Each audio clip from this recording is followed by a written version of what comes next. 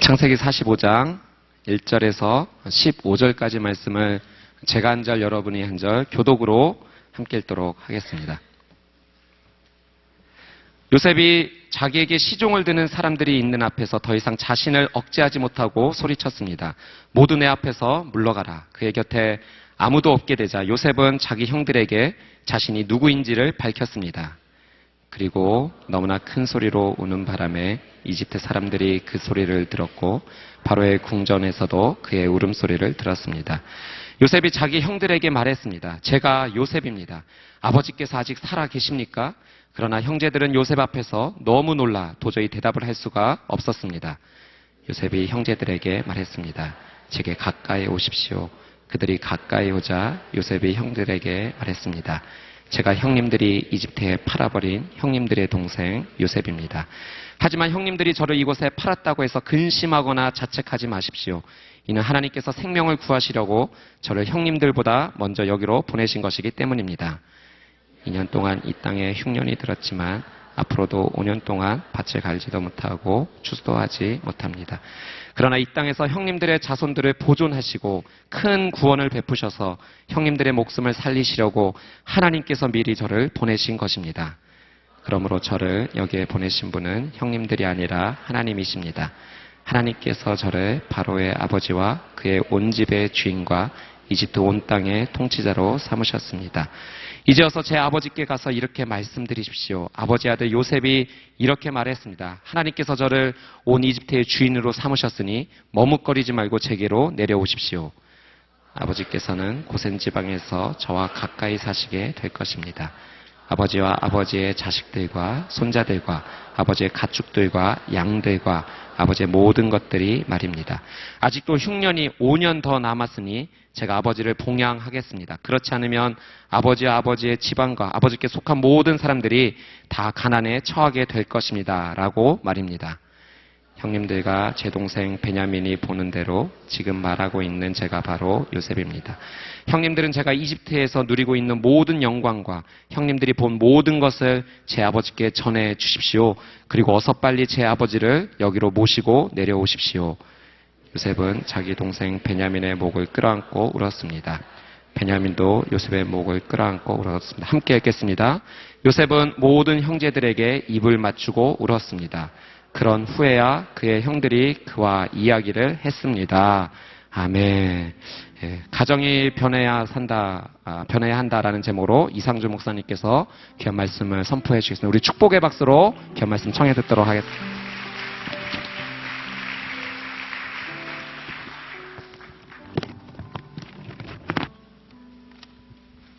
할렐루야.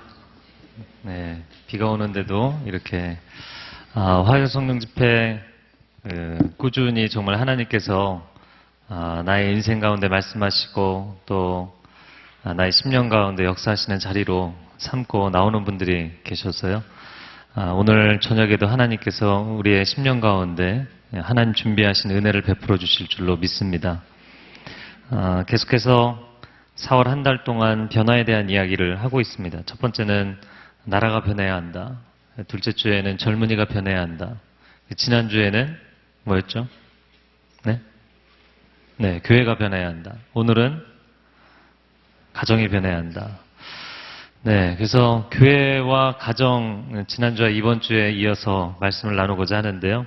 이 교회와 가정은 하나님이 직접 세우신 두 개의 공동체입니다.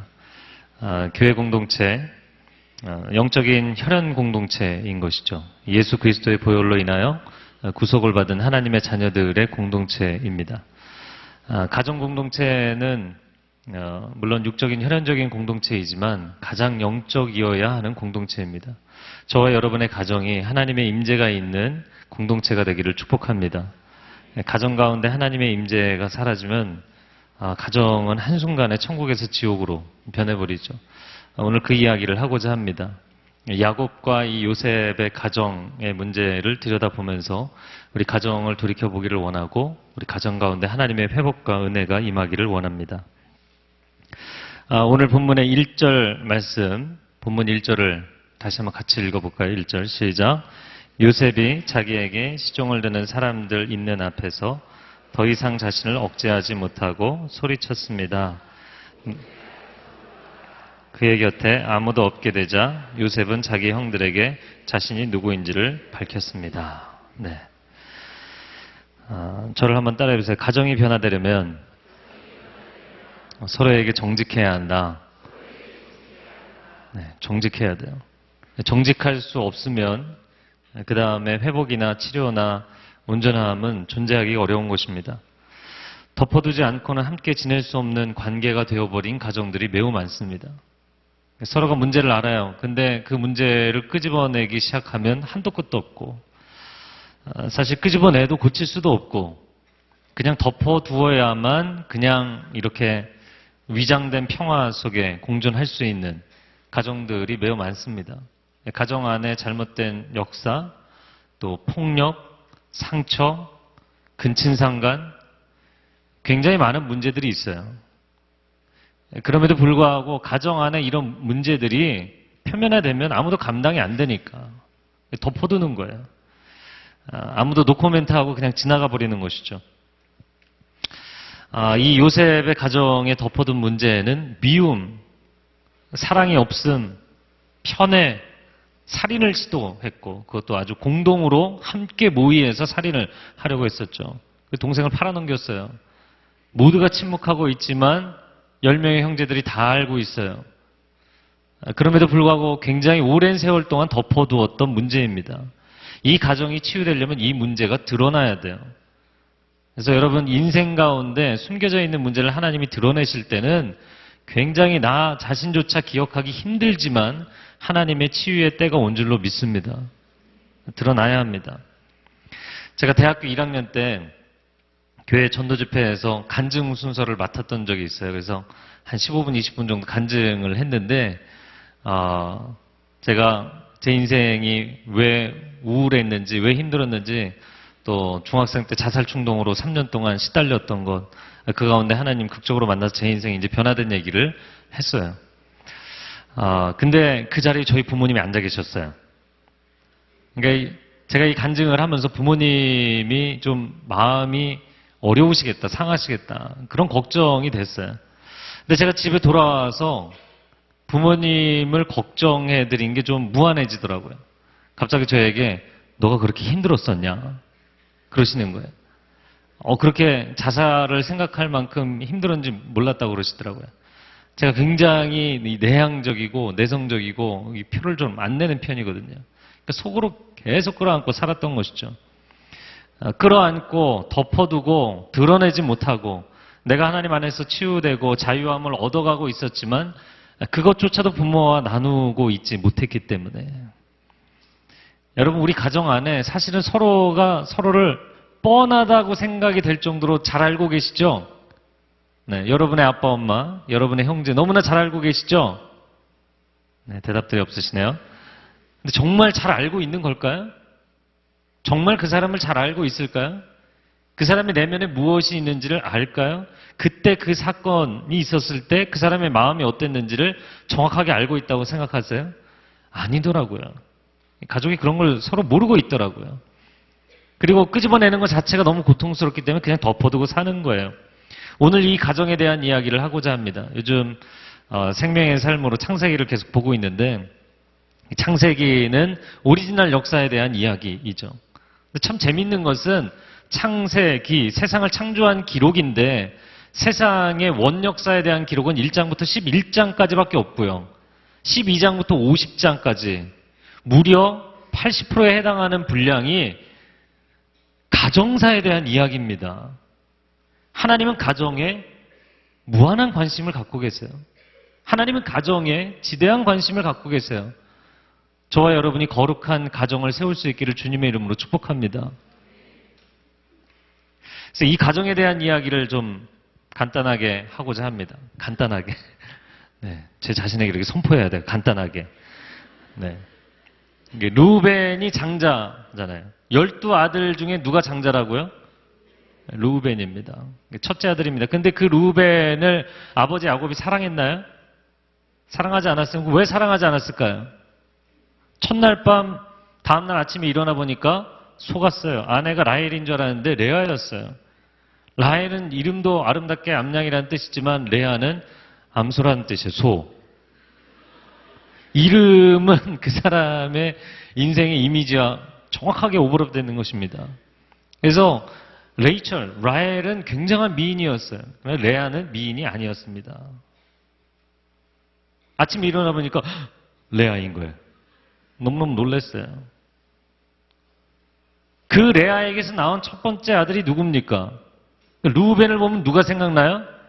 레아가 생각나요. 레아의 잘못인가? 레아의 잘못은 아니죠. 라반의 잘못이죠. 그럼에도 불구하고 그 레아가 미운 거예요. 잘못한 것도 없이 미운 거예요, 계속. 그 아내가 미우니까 그 아내의 첫 번째 아들이 미운 거예요. 장자임에도 불구하고 장자로 인정해주지 않고 사랑해주지 않고 세워주지 않으니까 이 큰아들은 아무런 리더십이 없어요. 불쌍한 큰아들입니다. 근데 때로는 집안마다 이렇게 첫 번째들, 장자, 장녀, 어떻게 보면 가장 그래도 생각이 많고 가족에 대한 애틋한 마음이 많이 있음에도 불구하고 부모가 큰아이라는 이유 때문에 큰아이가 뭔가 역할을 하려고 그러면 그냥 찍어 누르는 거예요. 그런 집안들이 있더라고요. 루벤이 아버지의 사랑과 인정을 받지 못하니까 장자로서 역할을 하지 못합니다. 마음은 굉장히 착했는데 안타까운 것은 자기가 할 역할이 없었던 거예요. 여러분 창세기 37장에 꿈꾸는 자가 오는도다. 야, 저기 꿈쟁이 온다. 저거 한번 죽여보자. 저거 죽여서 구덩이에 던져버리면 지가 얘기하던 꿈이 어떻게 되는지 한번 볼까? 죽이면 어떻게 돼요? 꿈은 없어지는 거죠. 그러니까 뭐 지가 아무리 꿈 얘기해도 죽여버리면 꿈은 이루어지지 않을걸? 형제들이 모의를 했어요. 그때 죽이지 말자. 앞에 죽여서 구덩이에 던지자 해서 앞에 죽여서는 빼고 구덩이에만 던지고 동생을 죽이지는 말자. 이 얘기 누가 했어요? 착한 루벤이 얘기했어요. 동생이 밉지만 그래서 자기 가정에 대한 마음이 있는 사람이었어요. 근데 우리 가족이 이렇게 비참한 지경까지 가서는 안 되지 않냐. 이게 루벤의 마음이었어요.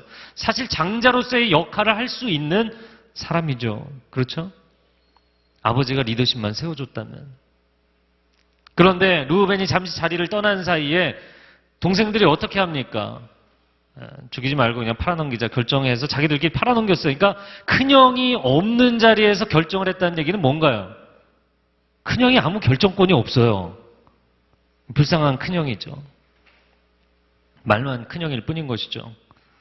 그런데 나중에 기근이 되어서 음식을 구하려고 곡식을 구하려고 애굽에 내려갑니다.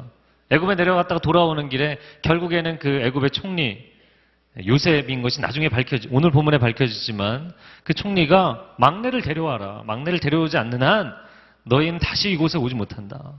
그래서 아버지에게 돌아오자마자 뭐라고 이야기를 하냐면 베냐민을 우리와 함께 보내주십시오. 다음번에는 반드시 베냐민을 꼭 데리고 아버지 앞에 데리고 오겠습니다. 이 얘기를 누가 했어요? 루벤. 장자로서 역할을 할 수 있는 사람이었어요. 다만 안타까운 것은 그 말 자체가 실현 불가능한 얘기였어요. 왜냐하면 이집트는 지금의 미국보다 더 강력한 정말 강력한 대제국이었거든요. 만약에 그들이 붙잡으면 자기가 무슨 수로 동생을 데려오겠어요. 그러나 마음만큼은 그런 마음이 있다라는 것을 아버지에게 어필했어요. 아버지가 들은 둥 마는 둥 합니다. 네가 뭘 하겠냐. 아무 반응도 없었어요. 결국에 두 번째 내려갈 때 그 베냐민을 데리고 온 역할을 하는 것은 유다였지 루벤은 아무 역할이 없었어요. 자기 마음에는 있었지만 아버지가 힘을 실어주지 않기 때문에 역할을 인정해주지 않기 때문에 장자로서 제대로 역할을 못하는 거예요. 근데 이런 아들들이 착한 마음으로 어필하고 또 어필하고 또 어필하는데 안 받아주면 사고를 치는 거죠. 나를 좀 봐달라고. 결국에는 무슨 사고를 치나요? 자기 아버지의 첩인 빌하와 통간합니다. 이것도 일종의 근친상간이죠. 근데 그 빌하가 누구의 여종이었어요? 레아의 여종이 아니고요. 라헬의 여종이에요. 내 어머니와 내가 평생 받지 못한 사랑을 받은 여인 라헬.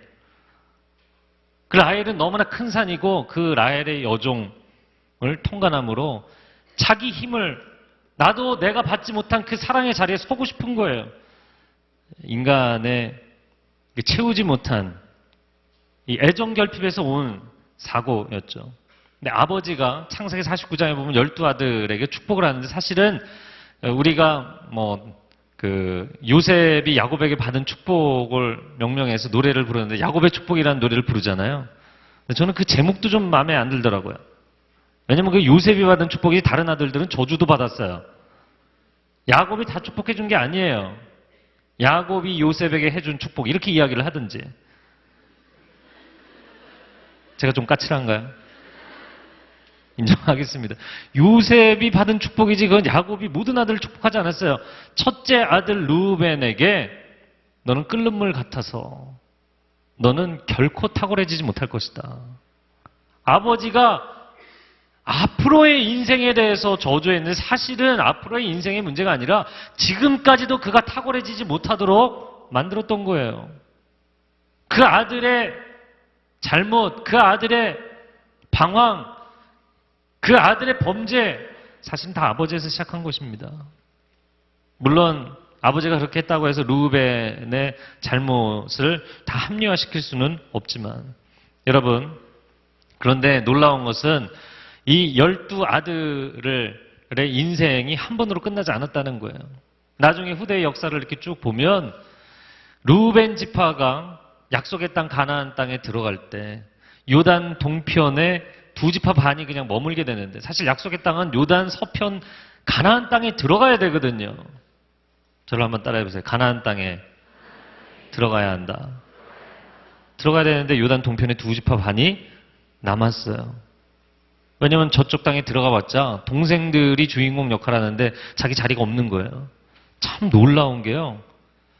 12아들이 있을 때 그 루벤 한 사람의 인생으로 끝나지 않고 후대 400여 년이 지났는데 여전히 똑같은 거예요. 여전히 그 12아들의 역학관계가 똑같은 거예요. 그런데 두 지파 반 중에서 가장 먼저 주저앉은 지파가 어디냐면 루벤 지파예요. 동생들이 주인공 역할을 하는데 자기가 거기 가서 뭘 하겠냐는 거예요.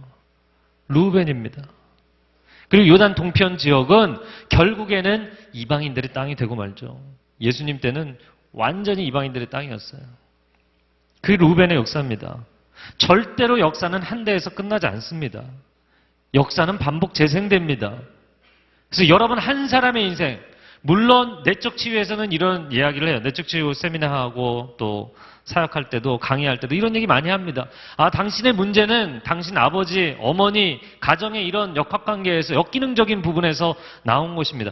해석이 가능하고 자기 자신의 상처를 이해하는 데 도움이 됩니다. 그러나 그것이 전부는 아니에요. 하나님의 은혜가 임하면 반드시 인생은 역전됩니다.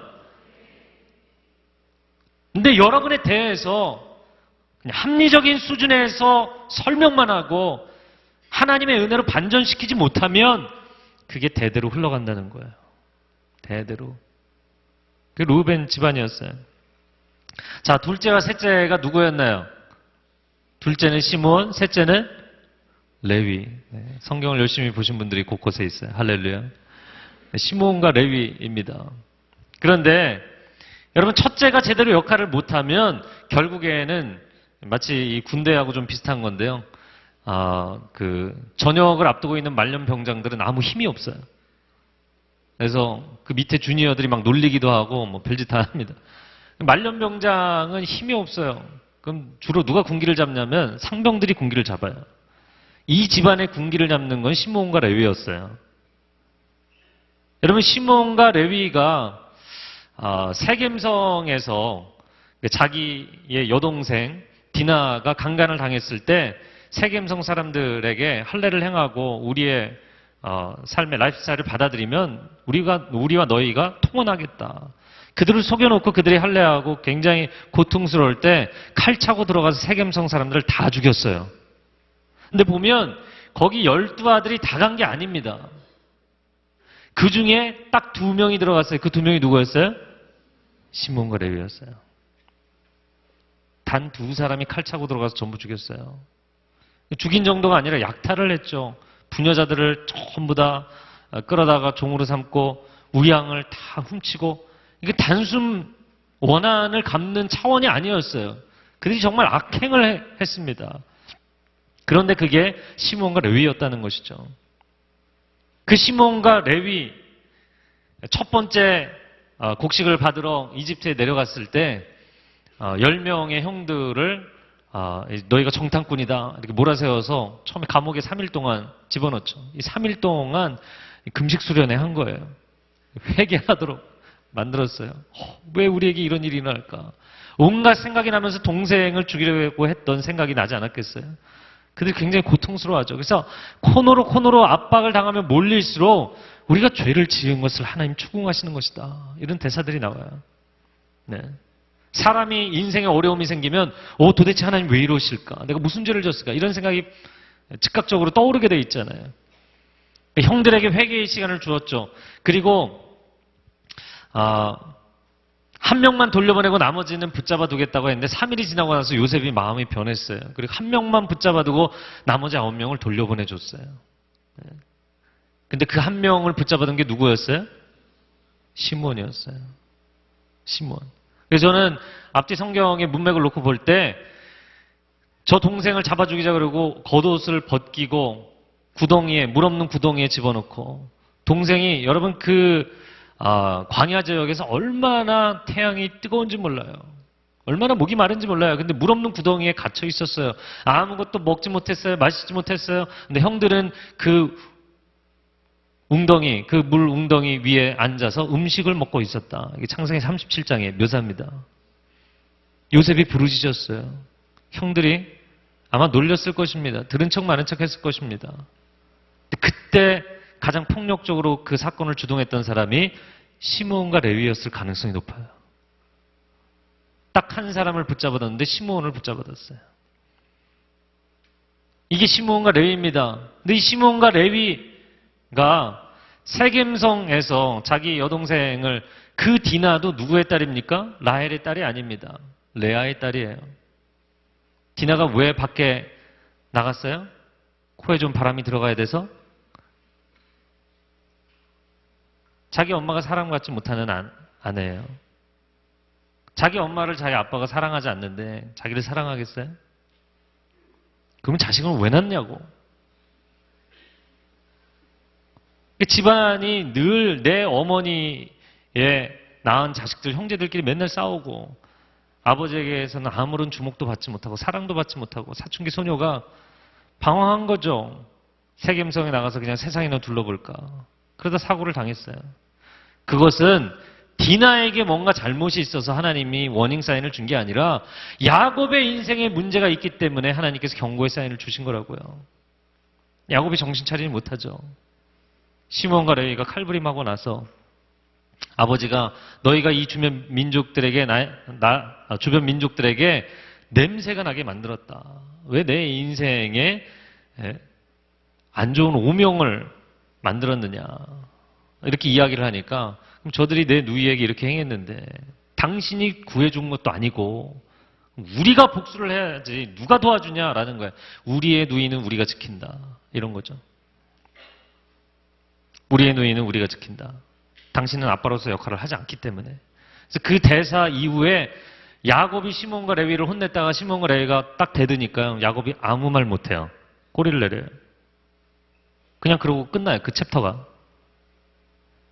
야곱은 부모로서의 아무런 사랑도 애정도 열심도 희생도 없었던 사람이에요. 자기 인생에 복 받는 게 전부예요. 심각한 사람이죠. 갑자기 여러분 아버지에 대한 없었던 분노까지 막 올라오려고 하는 것 같아요. 여러분, 그런데 아버지가 저주하죠. 시몬과 레위도 저주합니다. 너희는 폭력을 행했다. 그날은 아무 소리도 못하더니 죽을 때 가서 딱 한마디 축복해주냐 저주해주냐에 따라서 이 아들들의 인생이 달라지는 건데 저주해버려요. 죽기 전에. 말하기 전에 죽었어야 되는데. 저주를 해버려요. 뭐라고 저주를 하냐면 너희는 이스라엘 가운데 다 흩어질 거다.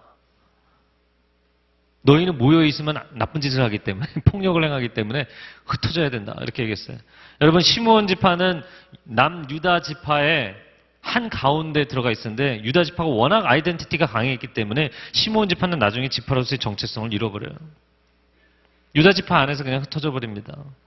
그 참 희한한 거예요. 북이스라엘과 남유다로 갈라질 때 여러분 북이스라엘을 주동한 것은 에브라임 지파의 여로보암이었고 남유다를 이끈 사람은 솔로몬의 아들이었던 르호보암이었어요.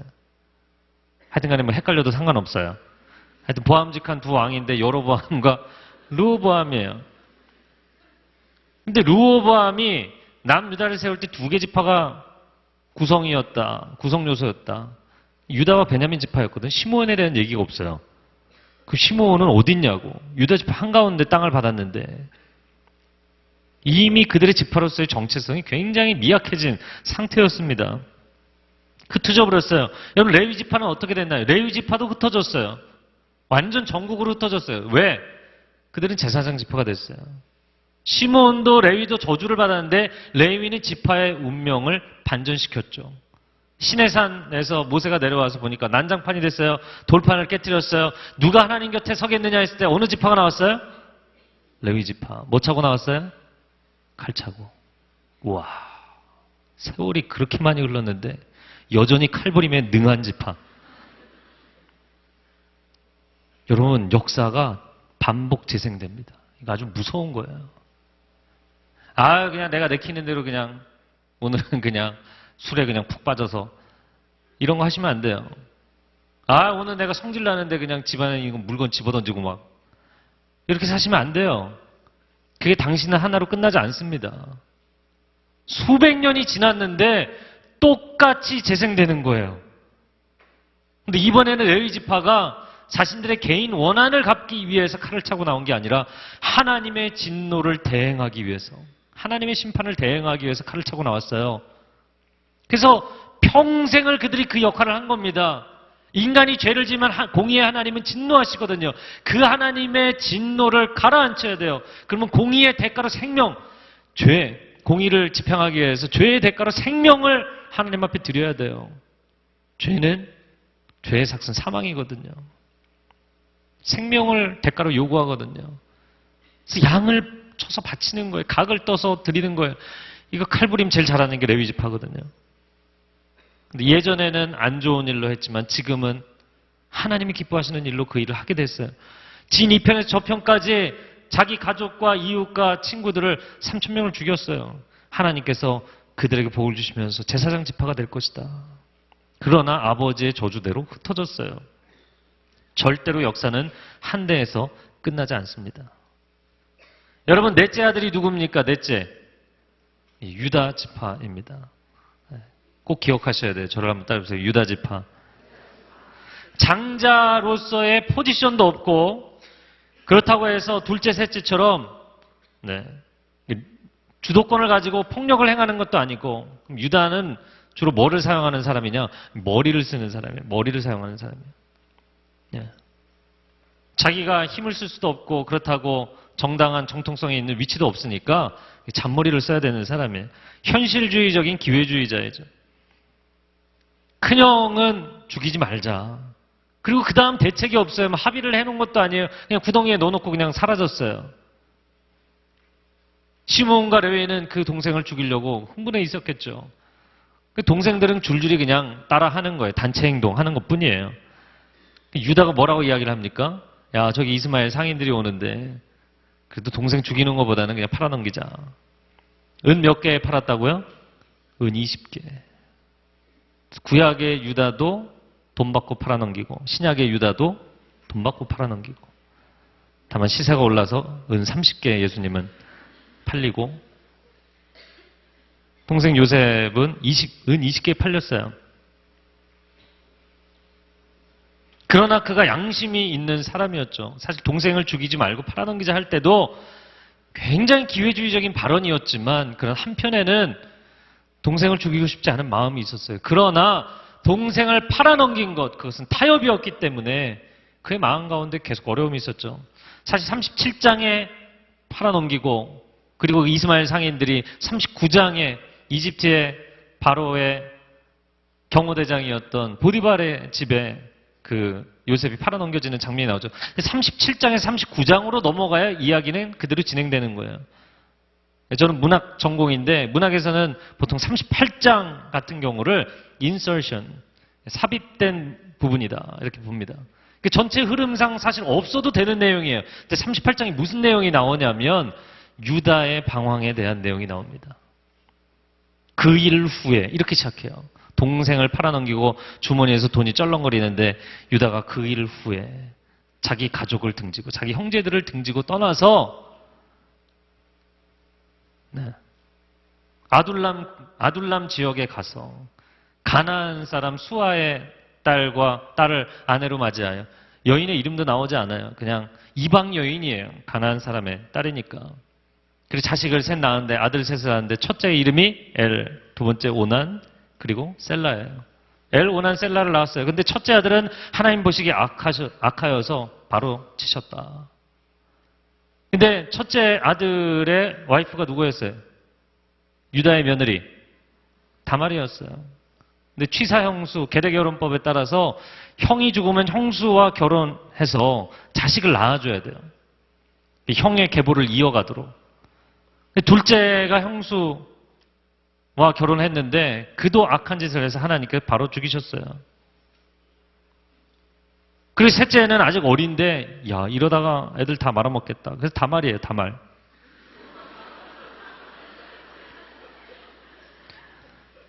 내 자식들, 내 아들들 다 말아먹는 여자. 그래서 다말에게 막내를 주지 않습니다. 그리고선 버티죠. 그랬더니 다말이 그 당시에는 여인들은 남성의 노동력이 아니면 경제활동을 할 수가 없고 결국에는 생존의 문제예요. 자기는 생존의 문제가 걸려있는데 이 문제를 해결을 안 해주니까 그래서 시아버지를 속이고 시아버지를 통해서 자식을 갖게 되죠. 사람들이 이야기합니다. 당신의 며느리가 부정하게 해서 자식을 가졌다. 끄집어내라. 죽이겠다. 그랬더니 다말이 이 도장, 이 지팡이가 누구의 것이냐. 그 유다의 것이었거든요. 유다가 네가 나보다 의롭다 이야기하죠. 그 얘기는 뭡니까? 하나님이 그의 인생을 추적하시는 거예요. 너가 너의 가족들을 등지고 나와서 인생 그냥 내 가정사를 잊어버리고 그냥 새롭게 살고 싶다. 맨날 시끌시끌 싸우고 다투고 누가 더 남편의 사랑을 받느냐고 내 여자가 난리치고 하여튼 피곤한 거예요. 그래서 그 가정을 떠나서 새로운 인생을 살겠다고 했지만 하나님이 계속해서 쫓아오시는 거예요. 그를 가만히 두시지 않았어요. 그리고 그의 인생의 밑바닥을 막 드러내시는 거예요. 자식 둘을 다 잃고 그리고 나서 자기 며느리가 자기를 통해서 자식을 낳은 상황까지 오니까 이제 두 손 두 발 다 드는 거죠. 하나님, 제가 잘못했습니다. 이게 저 다말의 문제가 아니고 내 자식들의 문제가 아니고 제 문제입니다. 하나님 경외하지 않고 하나님 기뻐하시는 방법 쓰지 않고 전공법으로 가지 않고 적당하게 타협하면서 살았던 제 인생의 문제입니다. 나는 지혜롭다고 생각했고 나는 저들보다 죽이려고 했던 다른 형제들보다 의롭다고 생각했는데 하나님 저는 죄인입니다. 이걸 인정하게 되는 거죠. 그리고 나서 39장에 요셉이 보디발의 집에 들어가고 감옥에 가고 그리고 40장에 유다가 자기 형제들과 함께 이집트에 내려가요. 자기 가족에게 돌아왔어요. 집안 다 말아먹고 돌아왔어요. 그리고 나서 이 유다가 가족에게 돌아와서 회복의 다리를 놓는 역할을 하게 되죠. 첫 번째 갔다 온 이후에 루벤이 베냐민을 같이 보내주시면 제가 반드시 데려오겠습니다. 그때 유다는 아무 말을 안 했어요. 왜? 유다는 굉장히 현실적인 사람이기 때문에 상황 판단이 빠른 사람이에요. 그래서 구약의 유다도 신약의 유다도 상황 판단이 너무 정확했기 때문에 그런 거였거든요. 그렇죠? 신약의 유다도 다른 제자들은 예수님 나 죽는다 그러는데 못 알아들었어요. 누구 하나 알아들었어요? 가룟 유다 하나만 알아들은 거예요. 쟤들 왜 저렇게 바보같이 저러고 있지? 가룟 유다는 상황을 알았거든요. 유다는 이집트가 얼마나 강대한 국가인지 자기 눈으로 보고 온 거 아닙니까? 근데 루벤은 자기가 동생을 반드시 데려오겠대요. 이거 말도 안 되는 소리죠. 두 번째 내려갈 상황이 됐습니다. 아버지가 야 이제 곡식 떨어졌다. 곡식 가져와라. 그때 유다가 뭐라고 이야기하는 줄 아세요? 동생을 보내주셔야만 우리도 내려갑니다. 아버지. 상황을 아시면서 그러십니까? 그래서 그 장면을 보면 나이든 야곱에게 유다가 좀 가르치듯이 얘기해요. 약간 얄밉게 얘기합니다. 짜증나게. 그랬더니 유다가 뭐라고 이야기를 하냐면 베냐민을 데려오겠다가 아니고 이렇게 표현해. 베냐민을 데려오지 못하면 제가 평생 아버지 앞에서 죄를 받겠습니다. 이게 무슨 얘기일까요? 자기가 그 이집트의 권력자들이 붙잡는 상황에서 자기가 동생을 데려올 수 있는 아무런 힘이 없다는 걸 너무나 잘 아는 거예요. 그러니까 자기가 예상 시나리오를 써보면 못 데려올 게 뻔하거든요. 그러니까 못 데리고 오면 곡식은 필요하고 곡식 없으면 이제 죽게 생겼고 못 데리고 오면 제가 평생 죄를 받겠습니다. 아버지에게 딱 그렇게 얘기했어요. 그 내려가서 뭐 여차여차한 스토리가 진행돼서 요셉이 애굽의 총리가 이 형제들을 붙잡죠. 베냐민의 자루에서 은잔이 나오고 다 가라. 베냐민만 붙잡죠. 그때 루벤도 아무 말이 없고 형제들도 아무 말이 없는데 유다가 뭐라고 이야기합니까? 이 베냐민 대신 제가 종이 되게 해주십시오. 아버지에게는 자기가 그렇게 가서 하겠다고 얘기하지 않았어요. 이 사람 저는 굉장히 마음에 드는 사람이에요. 지키지 못할 약속을 하진 않았어요. 아버지에게는 아주 현실적인 상황 판단을 얘기했지만 직접 그 상황이 되니까 자기가 목숨을 겁니다. 차라리 나를 종으로 잡아가달라. 이 아이가 아비에게 돌아가지 못하면 내 아비가 백발 가운데 슬픔 가운데 죽게 될 것이다. 그 장면이 바로 창세기 44장이고요. 44. 유다가 목숨을 건, 네? 그렇게 기억하셔도 좋을 것 같아요. 네.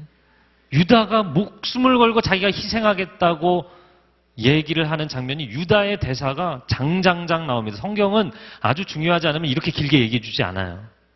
유다의 그 희생적인 고백 이후에 45장의 요셉이 다 물러가라. 요셉이 마음이 확 풀어진 게 유다 때문이었어요. 여러분 그런데 그 유다가 이런 놀라운 역할을 했다는 것을 나중에 아버지가 듣게 됐죠.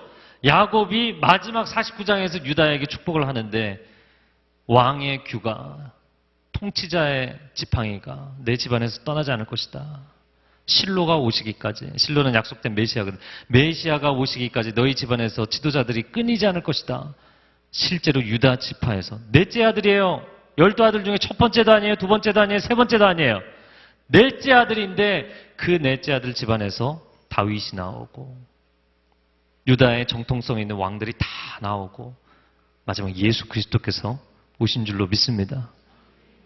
그 예수 그리스도께서 희생적인 삶을 사셨고 결국엔 자기 생명까지 십자가에 바치시는 헌신과 희생을 통해서 온 인류를 구원하신 줄로 믿습니다.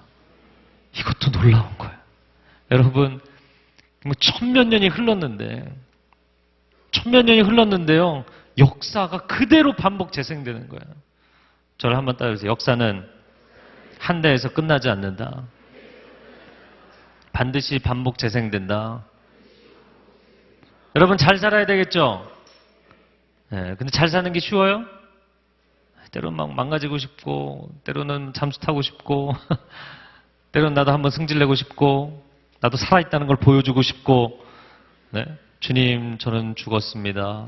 저는 죽었고 제 안에 주님만이 사십니다. 했다가, 아니 주님 취소하겠습니다. 저도 살아있다는 걸 좀 보여주고 싶습니다. 끊임없이 이게 있잖아요. 여러분, 오늘 요셉의 이 눈물이 얼마나 크게 울었는지 이집트 사람들이 그 소리를 들었고 바로의 궁전에서도 들었다. 여러분 뭐 오두막집 2개 있는 게 아니잖아요.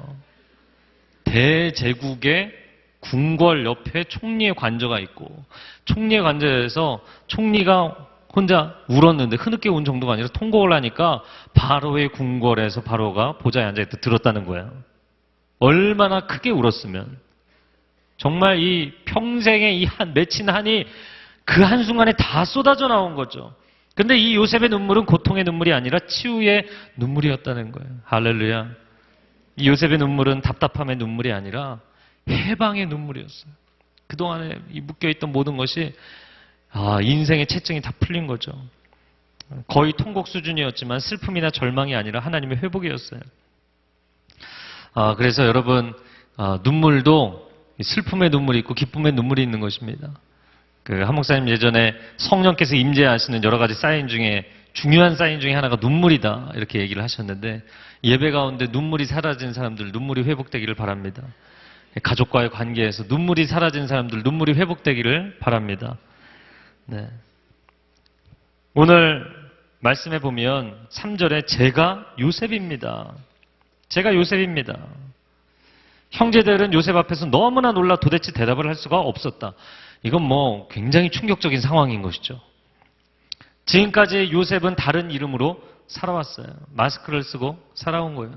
사실 이집트 사람들이 아주 이 화려한 메이크업을 하잖아요. 요셉이 그러고 있었기 때문에 형들이 알아볼 수가 없었던 거예요. 네. 너무 진하게 하지 마세요. 못 알아봐요. 못 알아봐. 이 새벽에 보면 맨 얼굴에 누군지를 알 수가 없어요, 도대체.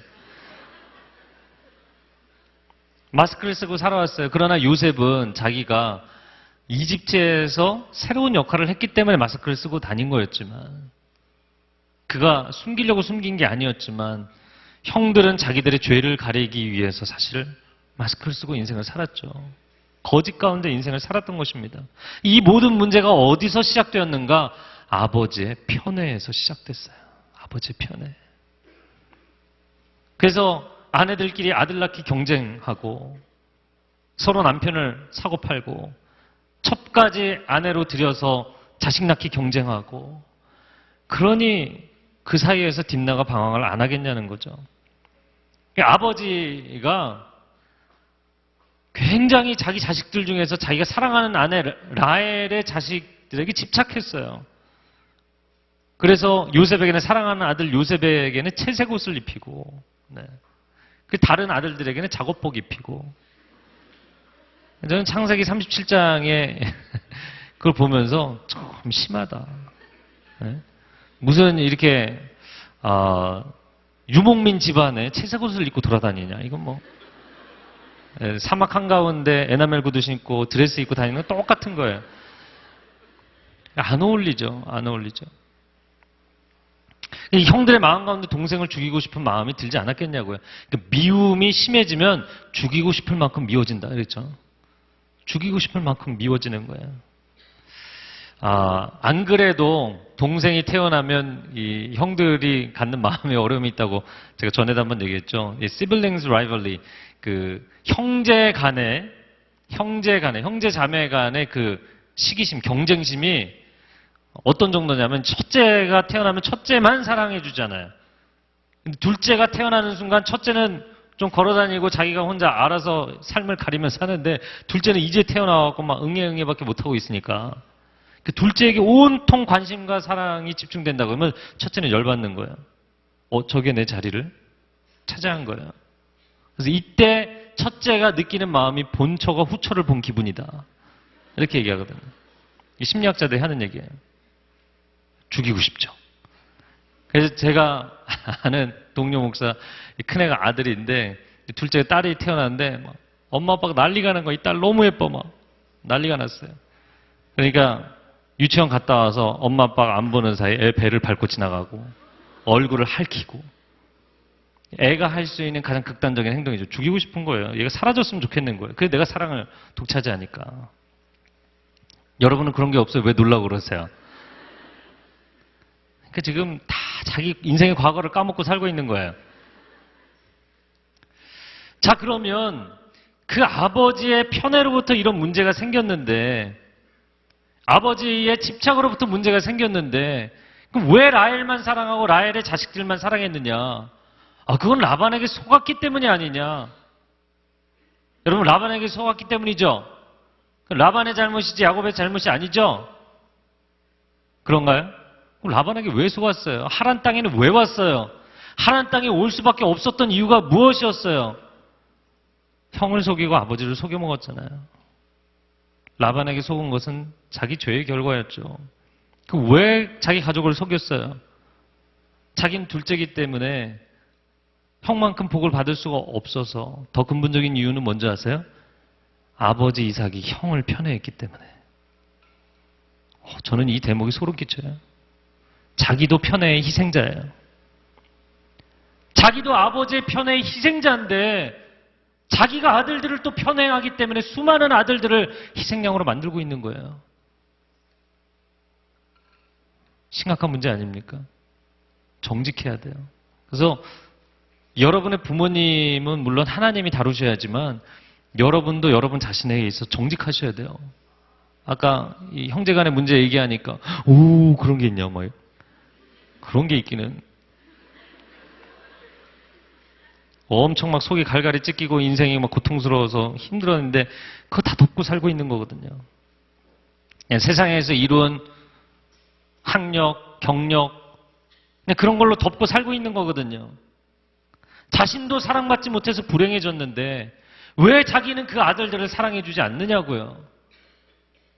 여러분이 여러분 자신의 내면의 문제를 아셔야 됩니다.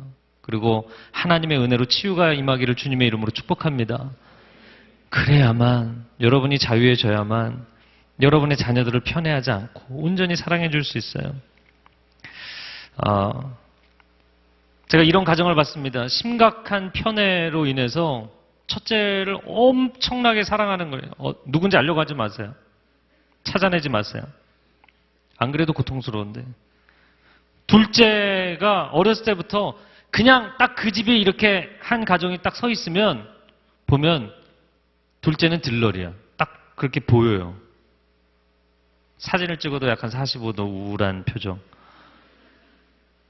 첫째는 너무너무 밝고 엄마 아빠 딱 중간에 서 있고 온갖 사랑과 이 애정과 관심에 집중이에요. 둘째가 청소년기부터 가출하더라고요.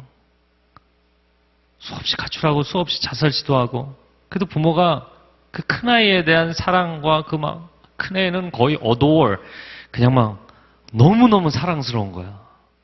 근데 둘째는 그렇지 않은 거죠. 나중에 결혼했는데 결국 이혼까지 하더라고요.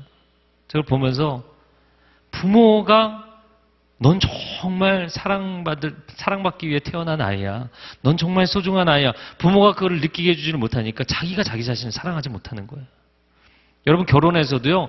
자기가 자기 self-esteem, 자존감이 있어야 사랑받는 겁니다. 저쪽에서 한마디 머리를 왜 그렇게 하고 왔어? 그러면 난 사라져야 돼. 말 한마디 찌그러지잖아요. 그러면 인생이 남이 볼 때 아름답지 않게 보이는 게 아니라 스스로 아름다움이 없는 거예요. 스스로 너무 초라한 거예요. 스스로 너무 망가져 있는 거예요. 자기가 자기 자신을 사랑하지 못하면 사랑받지 못해요. 제가 또 다른 케이스를 얘기해 드리겠습니다. 누군지 알려고 하지 마세요. 이 경우는 첫째를 편애한 게 아니라 둘째를 편애한 케이스예요. 둘째는 공부도 잘해, 외모도 뭐 너무 훌륭해.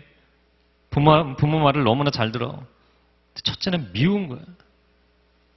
왜 이렇게 미워하는지. 자기 분야에서 최고의 대학에 들어갔어요. 근데 이 아이가 가정이 보이지 않는 역기능인 거예요. 여러분 뭐 이혼 별거 이것만 엮이는 가정이 아닙니다. 겉으로 볼 땐 너무 완벽한 집인데 이 속에서는 완전히 얼음장 같은 집안이거든요. 그러니까 그 분위기 속에서 공부만 매달려갖고 부모가 요구하는 사랑도 제대로 받지 못하면서 요구하는 그 기준에 맞추려고 애쓰다가 대학에 딱 들어가니까 얘가 이제 갑자기 해방인 거지. 최고의 대학에 들어갔는데 사고치고 그러다 자기가 스스로 사고친 것에 스스로 스트레스 받고 절망해서 우울증에 빠져서 자살 시도하고 결국에는 그 최고의 대학에 들어갔다가 스스로 자퇴하고 엄마가 이거를 받아들일 수 없는 거예요. 기러기 가정이었는데 자식에게 저는 너무너무 놀랐어요. 세월이 5년이 지나고 10년이 지났는데 그때 내가 너한테 투자했던 등록금, 학비 물어내라는 거예요. 이거는 뭐냐면 부모가 내가 완벽한 인생을 살아왔는데 네가 내 인생에 흠집을 냈다는 거예요. 네가 내 인생에 낸 그 스크래치를 회복하라는 거예요. 와, 정말 무섭더라고요. 그리고 그 집에 얘기를 들어보니까 훈육이 아닌 거의 학대 수준이더라고요. 부모 말 안 들으면 종일 무릎을 꿇혀놓는 거예요, 딸을. 나중에 무릎을 펼 수도 없을 만큼, 무릎에 병이 생길 만큼. 애를 무릎을 꿇혀놓고, 아이디, 패스포트, 여권, 운전면허증, 심지어 집 열쇠까지 다 빼앗고, 집에 들어가려면 전화해서 몇 시까지 어디 가도 되나요? 그럼 거기서 만나야만 집에 들어갈 수 있고. 물론 그 다음에 우울증을 좀 회복하고 다른 대학에 들어갔어요.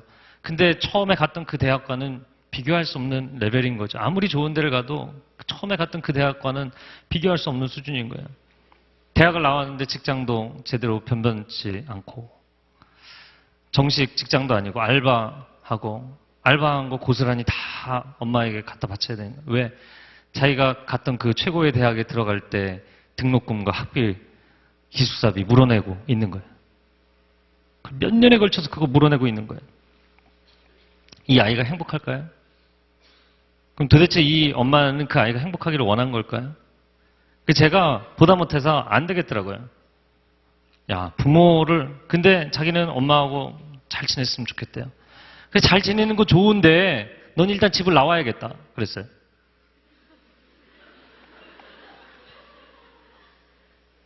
이 방송을 보시는지 모르겠지만 제가 가출시켰습니다. 제 집 나오라 그랬어요. 부모 사랑해야 되는 건 맞는 얘기인데 이거는 거의 학대 수준이다. 그리고 너희 어머니께도 정신적인 문제가 있다. 너무나 퍼펙트해 보이지만 그렇지 않은데 집에서 나와라. 이제 독립할 나이가 됐다. 힘들어도 네 스스로 일어나라. 네가 회복되지 않는 한, 너가 그 집에 있는 한 넌 회복될 수 없고, 너가 나와서 스스로 회복돼야만 어느 날 너희 가정을 회복할 수 있는 열쇠가 될 것이다. 얘가 막 굉장히 힘들어하죠. 완전히 그 압박과 통제 안에 살다가 어떻게 사람이 자립을 하겠어요? 굉장히 어려운 일이거든요. 자립했어요. 도망쳐 나왔어요. 보는 것도 너무 고통스럽더라고요. 알바하는데 너무 막노동을 해갖고 손목을 결국에 나중에 다쳤어요. 제가 나오라고 해놓고도 정말 제 마음 가운데도 이 안타까움과 죄책감이 있었어요. 이 손목을 다쳐갖고 몇 년 동안을 이 손목을 쓸 수가 없는 게, 그러니까 어디 가서 제대로 일도 못하는 거예요. 그러니까 남의 집에, 친구네 집에 돌아다니면서 얹혀 살고, 또 눈치 보이면 또 옮기고, 도저히 안 되겠어서 다시 엄마 집에 들어갔어요. 그리고 말 안 들으면 하루 종일 또 무릎 꿇고 앉아있고, 벌 쓰고, 막 10장씩 편지 써서 엄마 죄송해요. 제가 잘못했어요. 막 빌고 또 빌고 또 빌고.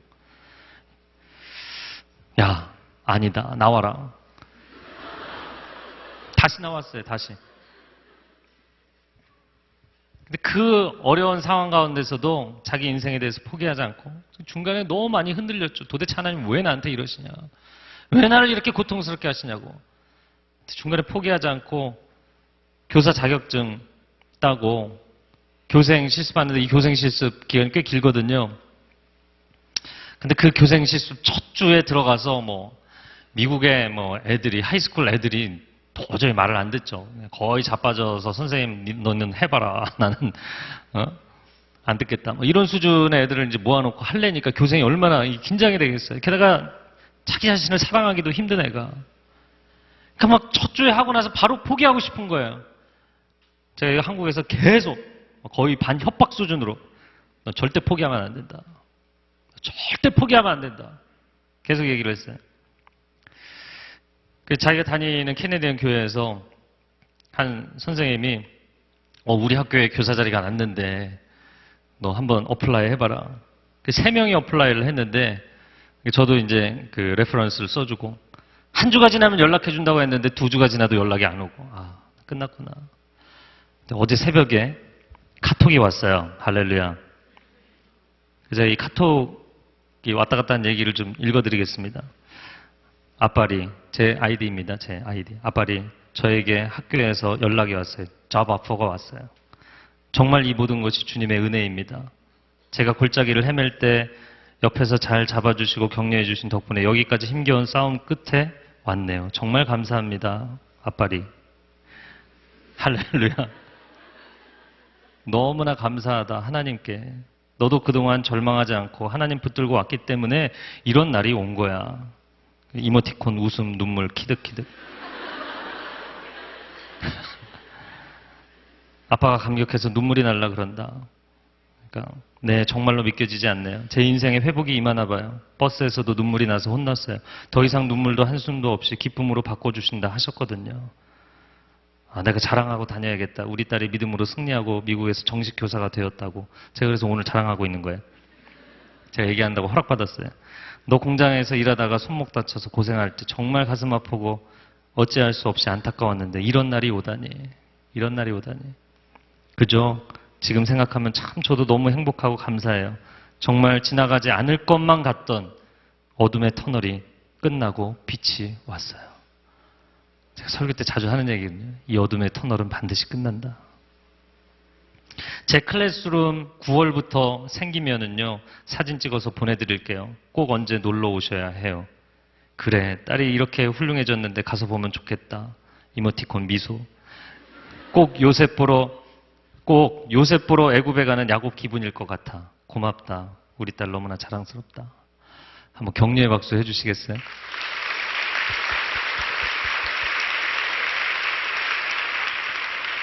너무너무 감사한 거예요. 너무나 감사한 거예요.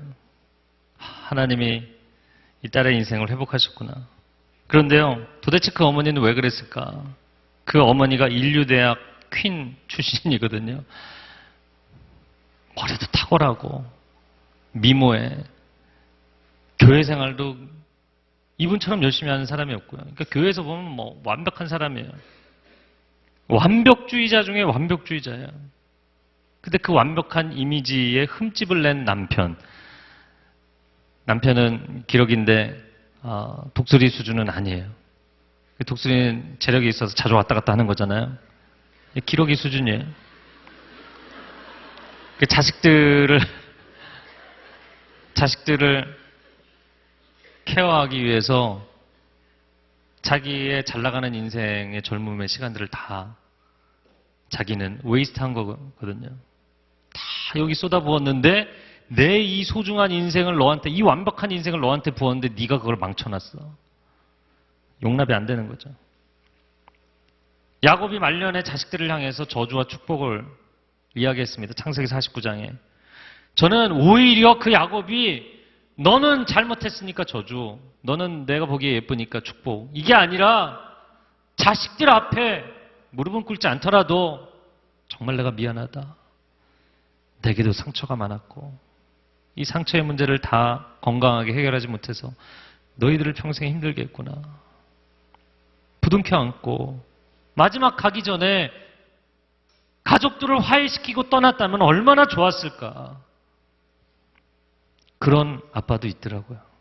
미국에서 만난 어떤 아빠는 그 아버지 완벽주의 때문에 그것에 맞췄던 자식들은 다 성공했는데 그걸 유일하게 못 맞춘 자식이 마약 중독에 걸리고 게임 중독에 걸리고, 그 아들을 처음에는 엄청나게 미워하다가 하나님이 너 때문이다, 너 때문이야 이야기를 하니까 그 아들 앞에 무릎을 꿇고 눈물을 흘리면서 미안하다고, 이건 내 잘못이라고. 그 아들이 아직도 다 회복되지 않았지만 저는 반드시 하나님 회복하실 것이고 믿습니다. 서로가 정말 정직하게 무엇이 문제인지, 우리 가정의 문제인지 인정해야 돼요.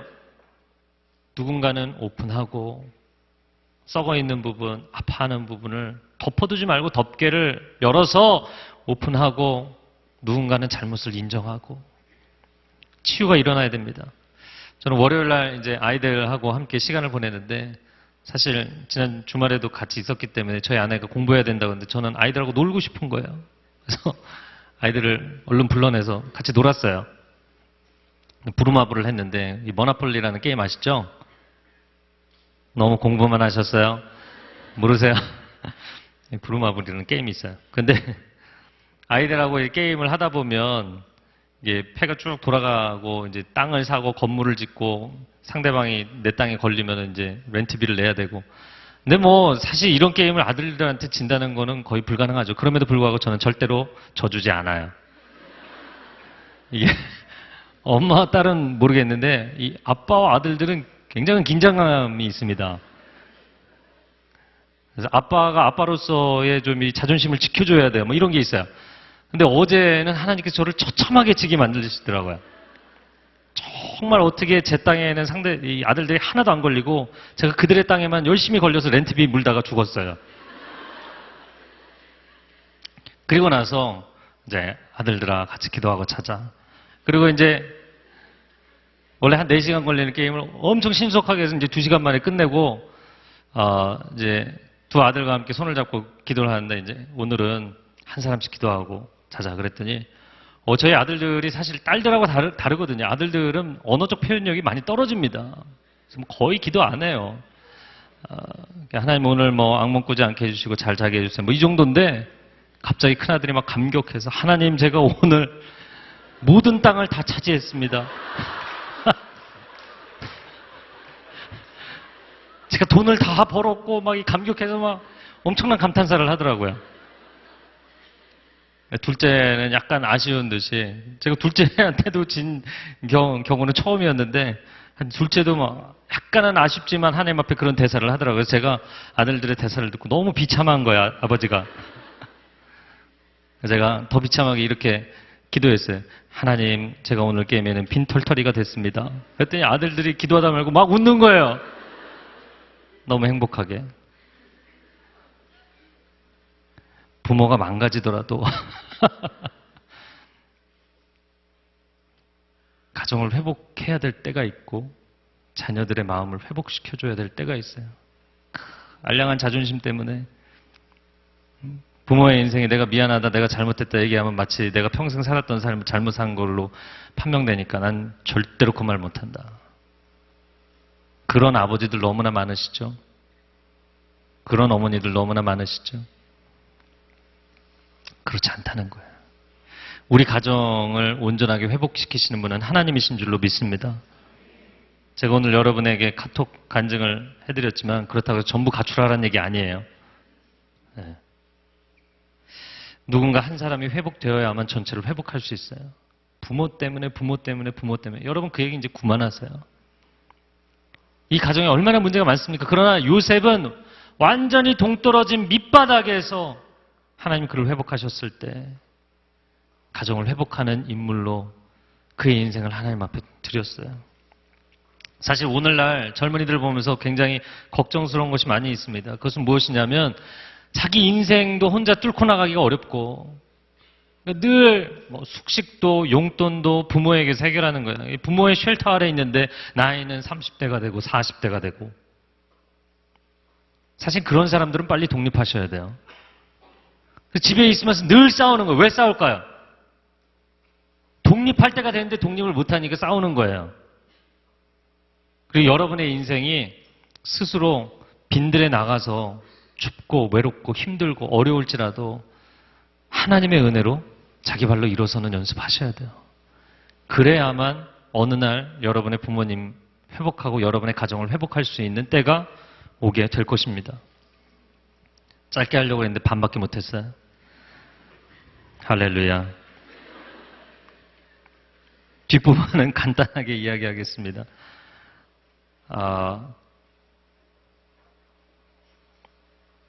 8절 말씀 읽겠습니다. 8절. 오늘 본문의 8절 읽어주세요. 시작.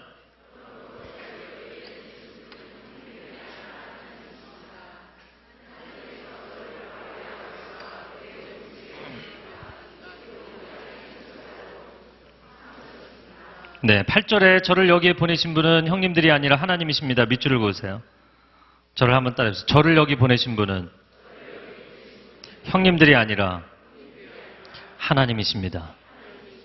와, 이게 놀라운 거예요. 형들이 팔아넘겼기 때문에 내가 여기 온 게 아니라 하나님이 나를 미리 보내셔서 준비하게 하신 것입니다. 여러분 생각해 보세요. 형님들이 저를 미워하지 않았다면, 아버지의 편애가 없었다면, 형님들이 나를 미워해서 죽이려고 하다가 팔아넘기지 않았다면, 그날 그때 아버지가 저를 형님들에게 심부름을 보내지 않았다면, 딱 그 타이밍에 이스마엘 상인들이 지나가면서 나를 사지 않았다면, 그리고 그들이 다른 나라가 아니라 이집트에 팔지 않았다면, 제가 바로의 경호대장 보디발의 집에 팔리지 않았다면, 그리고 제가 잘생겨서, 저 말고 요셉이요, 그 아내의 꼬임을 받지 않았다면, 딱 그때 감옥에서 왕의 관원장들을 만나지 못했다면, 지금 제가 계속 가정을 걸고 있어요. 거기서 그들이 꿈을 꾸지 않았다면, 그들 중에 한 명이라도 살아남지 못했다면, 그리고 내가 해준 꿈의 해석이 맞지 않았다면, 그리고 나중에 2년 뒤에 바로가 꿈을 꾸지 않았다면, 그 바로의 꿈을 내가 맞추지 못했다면, 맞췄어도 바로가 나를 총리로 세우지 않았다면, 이 만남의 사건은 일어나지 않는 거예요. 근데 사람들이 이 줄줄이 요셉의 인생에 일어난 시리즈의 사건들을 어떻게 해석해요? 야, 참 인생 꼬여도 엄청나게 꼬였다. 이렇게 보는 거죠. 형들한테는 미움받고 죽임당할 뻔하고 팔아넘기고 종살이하고 옥살이하고 열심히 산 것도 잘못돼서 주인의 아내에게 유혹받고 왜 그렇게 네 인생은 꼬이냐? 라고 해석하겠죠. 여러분이 여러분 자신의 인생에 대해서 그렇게 해석하고 있잖아요.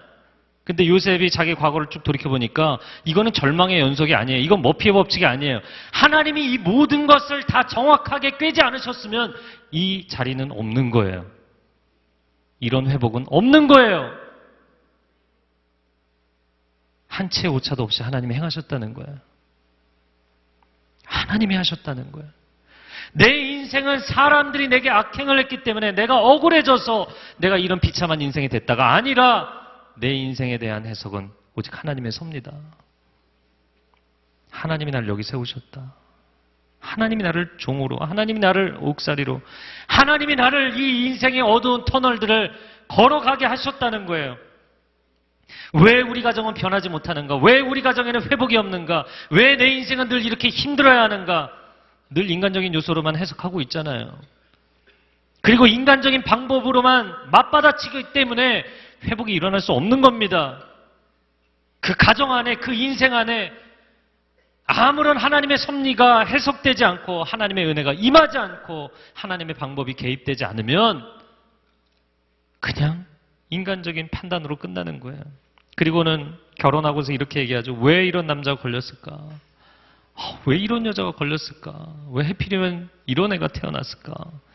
왜 하필이면 우리 가정에 재정적인 문제가 생겼을까? 왜 아버지의 사업이 부도가 났을까? 왜 아버지는 어머니를 제대로 사랑하지 않고 외도했을까? 왜 우리 집안에 알코올 중독이? 왜 게임 중독이? 왜 자폐아가? 왜 정신질환이? 왜 가정폭력이? 왜 우리 집안에 근친상간이? 왜입니까, 하나님? 왜 날 이렇게 괴롭히십니까, 하나님? 사람들 다 그렇게 해석한다고요. 그렇지 않다는 거예요. 당신들이 날 여기 보낸 게 아니라 하나님이 날 여기 보내셨다고. 걱정하지 마십시오. 하나님 날 여기 보내셨습니다.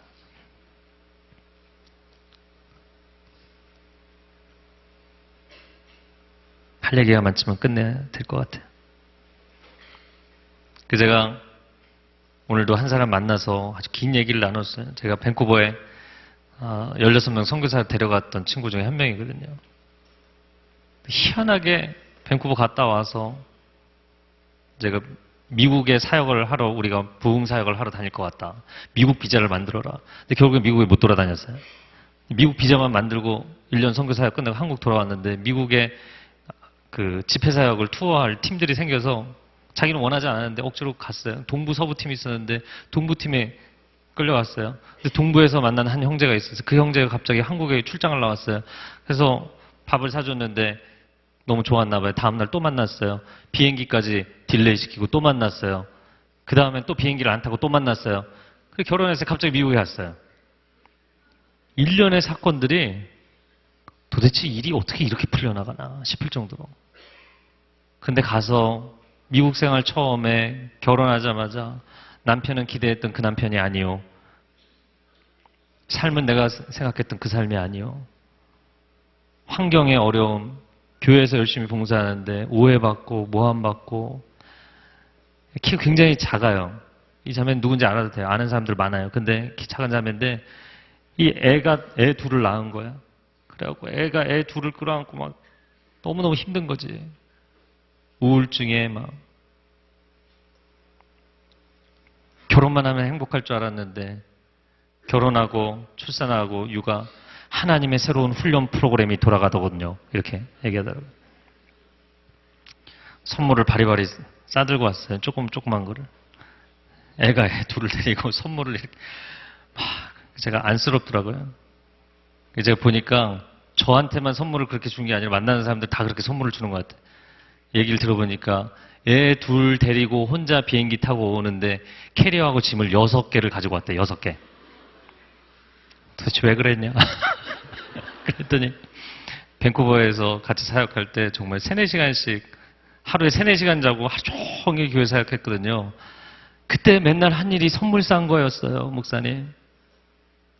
누구를 만나도 선물을 줘야 되고 작은 거라도 그 정성으로. 근데 그렇게 사람들을 만나니까 그냥 한 번의 만남으로 끝나지 않고 또 만나게 되고 또 만나게 되고 제 인생에 하나님 새로운 역사들을 쓰시기 시작했어요.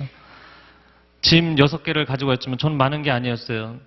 그 친구 늘 대학부 때부터 아우니치 엄청나게 다녔던 친구니. 아우니치 가면 뭐 수십 개씩 싸갖고 다녔는데요. 뭐 6개밖에 안 되는데요. 그러고서는 6개를 싸갖고 와서 바리바리 싸들고 와서 뭐 사람들 나눠주는 거예요. 그래서 그런 얘기를 했어요. 어떤 사람은 인생이 여기 서 있는 게 너무 힘들다 싶으면 그냥 자기가 빨리 옮겨버리는 사람들이 있어요. 근데 어떤 사람은 하나님이 옮기라고 할 때까지 그 자리 그대로 버티고 있는 사람들이 있어요. 그러나 대충 타협하며 버티고 서 있는 거는 아무 소용이 없고요. 정말 그 자리에서 열심히 최선을 다하는, 미래도 안 보이는데 종살이 하면서 무슨 최선을 다해요. 옥살이를 하면서 무슨 최선을 다해요. 이 성경 이야기니까 하는 얘기지. 그렇게 살아보세요. 그게 얼마나 어려운가. 미래가 안 보이는데, 소망이 없는데 열심히 산다는 건 고통스러운 겁니다. 아무런 인생의 동기부여가 없거든요. 근데 요셉은 그렇게 살았어요. 그런데 그렇게 정말 하나님이 옮기라고 할 때까지, 다음 시즌이라고 이야기할 때까지 최선을 다하면 하나님의 계획이, 하나님의 플랜이 무엇인지가 윤곽이 드러나는 날이 오게 됩니다. 할렐루야. 그래서 제가 두 손녀딸을 이렇게 안고 막 오늘 놀아주고 사진 찍었는데, 제 손녀딸이에요. 왜냐면 제 영적으로 딸이기 때문에. 별로 즐거워하지 않으시나요? 하여튼 간에 그러면서 그런 고백을 듣는데 제가 참 마음이 기쁘더라고요. 제가 우울증도 걸리고 미국 가서 힘들기도 하고 절망스럽고 그래서 맨날 힘들어서 이메일 보내고 했지만 전 정말 열심히 살았습니다. 최선을 다했습니다. 도망가고 싶었지만 도망가지 않았습니다. 피하고 싶었지만 피하지 않았습니다. 정말 열심히 애들 키웠고 정말 열심히 남편을 섬겼고 교회에서 그렇게 구박을 당하는데도 교회 열심히 섬겼습니다. 그리고도 모자라서 다른 교회에서 또 이 친구 건반하는 친구거든요. 건반을 너무너무 잘해요. 사역 요청 들어오면 또 가서 섬겼습니다. 애가 애 둘 데리고 끌고 다니면서 그걸 다 한 거예요. 정말 눈물 나더라고요. 이제 하나님께서 저의 인생을 회복하셨다고. 남편이 경제적인 어려움도 있고 여러 가지 어려움이 많았는데 하나님께서 남편을 항공사에 취직시켜 주셨는데 그 항공사가 또 한국에 들어오는 비행기가 있는 거예요. 그래서 올해부터 딸 둘하고 셋이 무료로 타고 왔대요. 무료로. 공항 수속비 40불 내고 셋이 무료로 왔대요. 하나님이 그의 인생에 회복의 시간들을 주시는 거예요. 여러분, 요셉과 같은 회복이 우리의 인생 가운데 일어나기를 주님의 이름으로 축복합니다. 마지막 14절과 15절 말씀 읽겠습니다. 시작. 요셉은 자기 동생 베냐민의 목을 끌어안고 울었습니다. 베냐민도 요셉의 목을 끌어안고 울었습니다. 요셉은 모든 형제들에게 입을 맞추고 울었습니다. 그런 후에야 그 형들이 그와 이야기를 했습니다. 저를 한번 따라해주세요. 품는 사람이 리더입니다. 리더십은 나이의 문제도 아니고 직위의 문제도 아닙니다. 결국에는 품는 사람이 리더십을 발휘하게 돼 있어요. 여러분 가정에 부모님 나이가 많고 부모님이니까 아니요. 세월이 흐를수록 품는 사람이 그 가정을 변화시키는 키펄슨이 될 것입니다. 품는 사람이 결국에는 그 가정을 살려내는 리더로 하나님께 세움을 받을 것입니다. 이 가정의 리더십은 요셉에게 있었고 이 가정의 리더십은 유다에게 있었어요. 그래서 요셉은 땅의 축복을 받고 유다는 하늘의 축복을 받았어요. 우리가 축복의 통로가 되고 또 하나님께서 우리를 축복의 통로로 사용하셔서 우리 가정을 온전히 회복시켜 주시기를 주님의 이름으로 축복합니다. 함께 기도하겠습니다.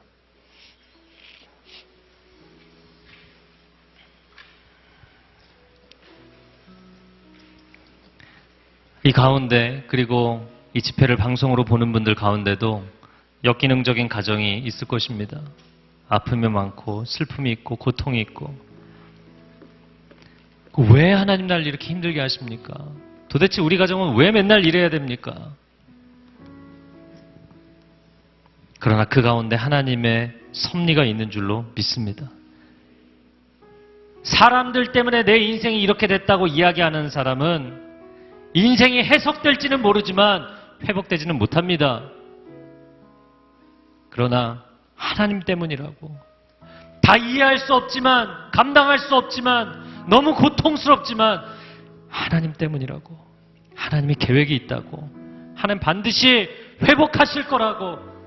내 인생을 살려내셔서 나를 통해서 이 가정을 살려내실 거라고 그렇게 고집스럽게 믿음으로 선포하는 사람을 통해 하나님 그 가정을 살리실 줄로 믿습니다. 그렇게 고백하는 사람 자리에서 일어나서 기도하십시오.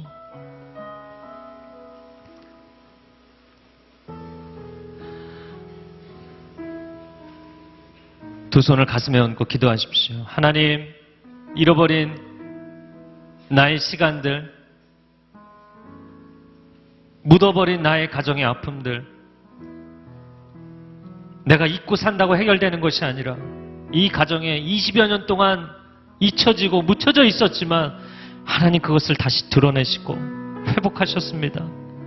그러나 20년 만에 갑자기 어느 날 회복된 것이 아니라 20년 동안 요셉이 정말 밑바닥에서 구르면서 매일 매 순간 절망할 수밖에 없는 자기 삶의 상황에서 절망하지 않고 사단이 너 그래서 무슨 희망이 있어? 네 인생에 뭐 너가 열심히 살 이유가 있냐고 사단이 그를 아무리 참수해도 그가 포기하지 않고 그가 타협하지 않고 그가 하나님의 은혜를 신뢰하고 어느 날 하나님의 계획을 알게 될 것이라고 어느 날 하나님의 사랑을 알게 될 것이라고 어느 날 하나님의 섭리가 우리 가정에 이루어질 것이라고 포기하지 않았기 때문에 요셉도 살아나고 가정도 살아난 줄로 믿습니다. 우리 안에 그런 역사 일어나게 하여 주옵소서. 주여 삼창하며 기도하겠습니다. 주여 주여 이곳에서